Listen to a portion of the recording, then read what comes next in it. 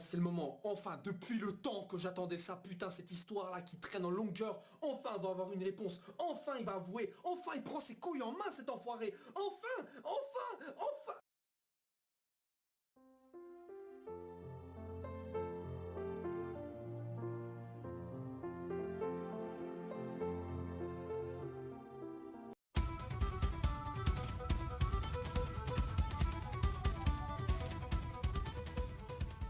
Yo tout le monde, aujourd'hui nous allons parler donc de Nanatsu no Taizai, le chapitre qui est donc sorti ce lundi. Aujourd'hui donc nous avons au menu du combat, un peu d'humour et aussi un peu de la progression au niveau des persos et un power-up. Bon, alors donc dans la suite du tournoi nous avions donc Diane et King qui affrontaient les deux clones donc de Gloxinia et de Dolor. Évidemment, on pourrait se dire que ces clones étaient forcément peut-être forts ou pas, mais au final, il n'était pas tellement, puisque Diane, justement, même s'il a des difficultés, vu que c'est un peu du 2v1, bah non, ils arrivent quand même à gérer. Et surtout King, qui dans ce chapitre-ci a l'air quand même assez badass, le mec il arrive genre, je suis le roi des fées, kill Harlequin et tout. Le mec il se la joue un peu, mais bon voilà, il a vite ouvert sa gueule. Bon, du coup, King donc arrive à relever un peu le game, hein, puisque le Diane pensait que c'était un faiblard, mais en fait pas du tout, vu que bon déjà elle se souvient pas de lui, ok d'accord. Mais le mec donc arrive à nous sortir donc ses petits pouvoirs, hein, vous savez les différentes formes de sa lance chasse et fiole, et arrive à botter les culs justement des serviteurs. Évidemment on a Gloxinia qui à côté réagit un peu en disant qu'ils vont augmenter un peu le pouvoir hein, des clones. D'ailleurs au début du chapitre on avait un petit commentaire sur une discussion pardon, entre Dolor et Gloxinia, comme quoi voilà, comme ça se fait que ce soit nos clones qui combattent ceux-là, etc. Alors qu'on voulait peut-être aussi le tester milieu d'âge, donc Dolor explique bien que c'est le destin, le hasard qui fait que justement ce soit le géant et la fée qui combattent justement le clone du géant et le clone de la fée. Hein, donc c'était un peu le destin. Est-ce que c'est vraiment le destin ou quoi? Je sais pas trop quel message veut faire passer l'auteur. Comme quoi peut-être veut-il dire que Diane est destinée à combattre Dolor et King est destiné à combattre Gloxinia. J'imagine que ça doit être ça. Mais bon, soit, ce n'est que mon interprétation de la chose. Donc du coup, King a essayé à un moment donné d'avouer ses sentiments à Diane. Malheureusement, ça marche pas puisqu'ils sont encore interrompus par les clones donc, qui sont devenus bien plus puissants. Et pose maintenant des difficultés à King et surtout à Diane. Et là King justement a fait un petit commentaire intéressant en voyant donc le clone, enfin le sorte de serveur, pardon, de serviteur, de servant, donc le clone qui a créé donc Gloxinia, et qui ressemble beaucoup à Gérard. Si vous ne savez pas qui est Gérard, je vous rappelle, donc Gérard c'est la servante qui était donc dans la forêt des fées que reconstruisait Ban, et qui a essayé justement de piéger Ban, comme quoi il devait être la nouvelle source de la fontaine de la forêt des fées et tout. Elle a été donc une sorte de servante pour tous les anciens rois des fées, hein, donc King j'imagine, la précédente j'ai oublié le nom, et le premier évidemment qui était donc Gloxinia. Donc de ce fait là c'est normal que peut-être que Gloxinia utilise donc sa tête comme clone, enfin comme figure de ce clone, tout simplement parce que c'était une servante, etc.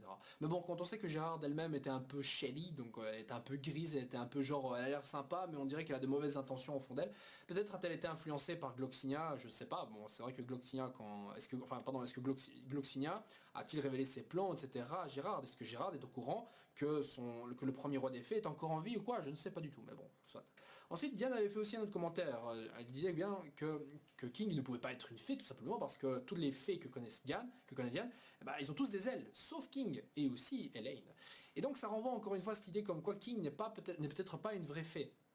Hein, moi j'avais déjà encore dit et redit comme quoi l'idée comme quoi King serait donc un changelin, c'est-à-dire donc une sorte de leurre que placent les fées quand ils kidnappent parfois des nouveau-nés humains, hein, qui les remplacent comme je l'ai dit par des leurres, voilà, qui sont donc des changelins. Ou un truc comme ça. Donc en gros King était un humain qui a été donc kidnappé par des fées et qui est devenu par la suite une fée lui-même. C'est pour ça qu'il n'a pas des ailes, donc il a gagné le pouvoir des fées, etc. Et c'est pour ça que tous les anciens rois ont des ailes et pas King, voilà. Et pourquoi sa sœur n'a pas des ailes? Parce que justement les deux ont été kidnappés, voilà, c'est aussi simple que ça. Donc j'imagine que si King devait avoir un vrai power-up, ce serait le fait qu'il chope des ailes et devienne une véritable fée.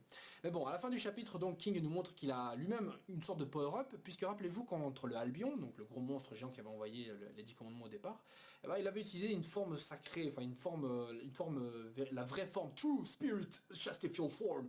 Voilà, donc là, une forme de sa lance qui était super grande et tout. Qui était comme une sorte de forme ultime, mais ça l'était pas vraiment, puisqu'en réalité ici il utilise donc la forme de sa lance quand il se transforme dans ce ourson coussin là, je sais pas quoi, et ben apparemment il a aussi une forme altérée et véridique de cette forme, donc une forme où celui-ci a l'air bien plus grand, imposant. Donc j'imagine que toutes les formes de Chastifiol ont une forme alternative supérieure améliorée. Voilà, donc ça en dit long, je serais intéressant de voir quelle est la version améliorée des kunai, peut-être que des lames maintenant ou un truc comme ça. En tout cas, donc King n'a pas besoin, en tout cas pour l'instant, de véritable power-up, enfin quoique contre Gloxinia il aurait besoin donc de ses ailes j'imagine, mais Mais on se demandait quel allait être le power-up de King, et surtout qu'il n'a pas eu d'entraînement. Bon, il est vite fait passer avec Meliodas et tout, mais Meliodas il a récupéré ses pouvoirs. King en soi il a eu un duel avec lui, et peut-être un début de power-up avec ses ailes qui avait l'air de pousser ou un truc comme ça.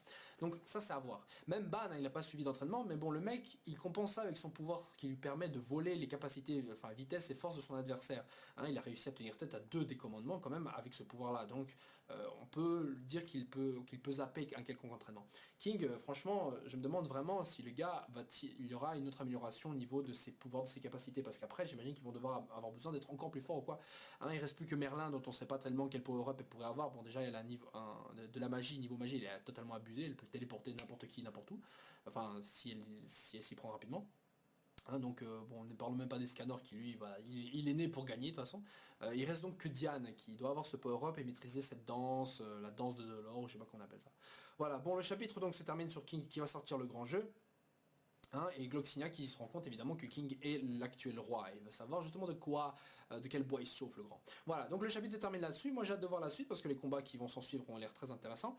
Je sais pas ce que vous en pensez, donc personnellement le lien avec Gérard ou quoi, si King, quel type de power-up pourrait avoir King en dehors de sa forme, enfin de sa lance chaste et fiole, et surtout quel power-up pourrait surtout avoir Diane aussi. Est-ce que vous aimeriez voir enfin ce couple d'ailleurs se concrétiser, parce que personnellement moi ça me saoule maintenant, ça fait super longtemps que les deux ont l'air de se retrouver, en fait non, et Diane s'est effacée la mémoire par tous les tromblons qu'elle rencontre dans la rue. Voilà, j'en ai un peu marre personnellement, alors que King en plus prend ses balls, là il va, enfin prend ses couilles ouais, en main et qu'il va, il va enfin se déclarer, là il se passe évidemment un truc pour pas qu'il le fasse. Voilà, je rappelle encore une fois que King est le personnage préféré des fans. Voilà, me demandez pas pourquoi, je sais pas, je vous demande à vous, quel est votre personnage préféré dans Nanatsu no Taizai. Voilà.